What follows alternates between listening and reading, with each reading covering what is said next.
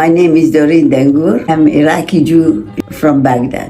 In 1952, I came with my parents to Europe just for a visit.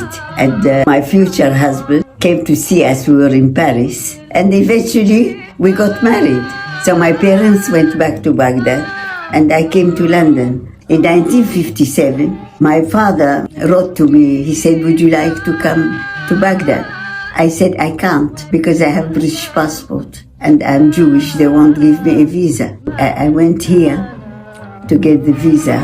They gave me a long form to fill. And religious, I said Jewish. They said, "We don't give visa to the Jews." And just like that, my father, he went to the Minister of Interior in Baghdad, who happened to be his friend, and he told him the story and he wanted to see me. He said, "Tell her to go and get her visa. I'm sending it just now to the embassy." So I went to Baghdad, and really, I was supposed to stay 3 months. I stayed 5 months.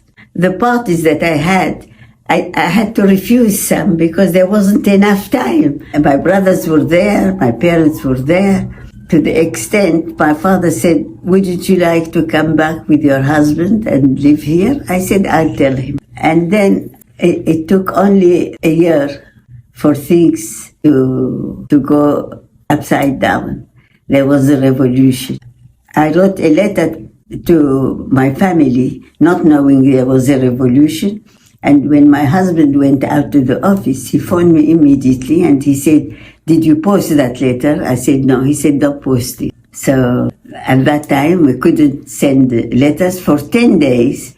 I didn't know, not a word from my parents. I didn't know whether they were alive or dead. Of course, I still have very good memories of Baghdad because that's all I saw from Baghdad. But unfortunately, I can't say the same for my family. They went through bad time, good time, bad time, good time.